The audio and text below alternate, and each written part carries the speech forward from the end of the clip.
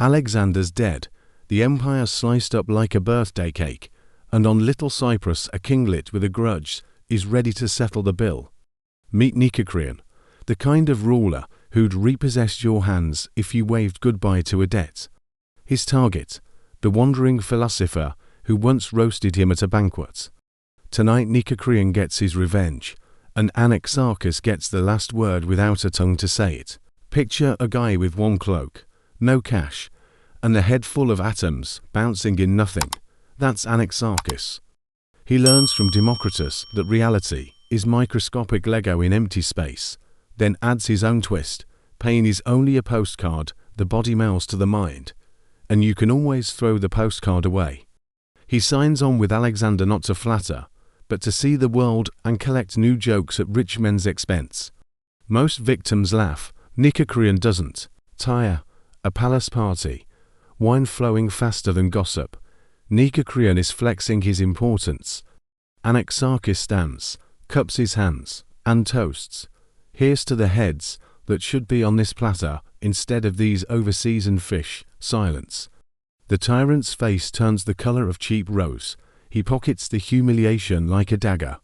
Years later Alexander's gone, the map's a butcher's block, and Nicocreon grabs Cyprus.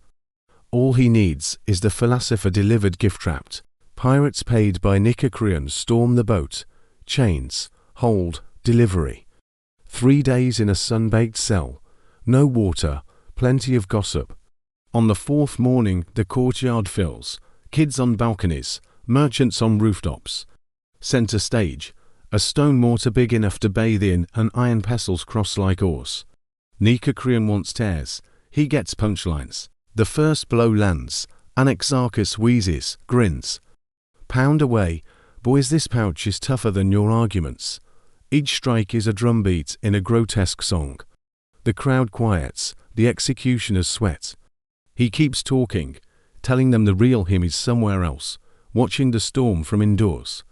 Nicocreon, furious that philosophy won't shut up, orders the tongue removed. Mistake. Guards pin his arms. Tongs pry open his mouth. The crowd leans in, expecting steel. Instead crunch. He chews once, twice, spits the meaty lump at the tyrant's feet. Blood freckles the marble. Through the red foam he gurgles. Now you'll hear nothing yet everything. The courtyard erupts. Nicocreon howls for the beating to resume, but the victory is already decided. The man without a tongue is still talking. The story races across harbors.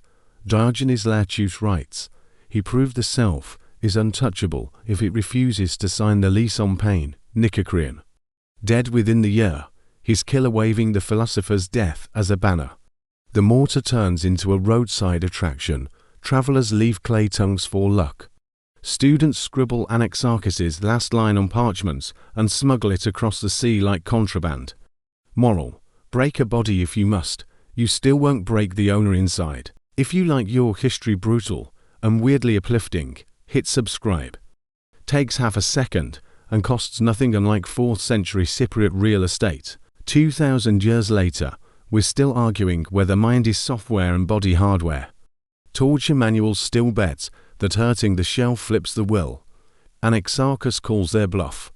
Identity isn't the voice, the tongue, or even the bones. It's the story you keep telling when everything else is stripped away. Every age that meets censorship rediscovers the tongueless man who refused to shut up. Body, rented. Mind, owner. Tyrant, evicted.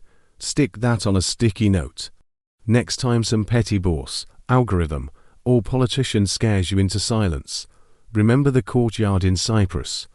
Pain is a courier, not a landlord. Sign for the package if you must, but never hand over the deed to your inner real estate. Drop a comment with the gutsiest act of defiance. You know bonus points if body parts are involved. Best story gets pinned.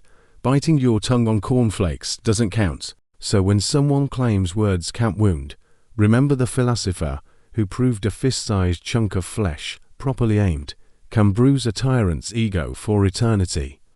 Pound away at the pouch. You'll never pound the owner inside. If that image lingers, share this with a friend who needs reminding that freedom starts upstairs, not in the ballot box or the bank. Thanks for watching. Keep your tongue and keep it sharp.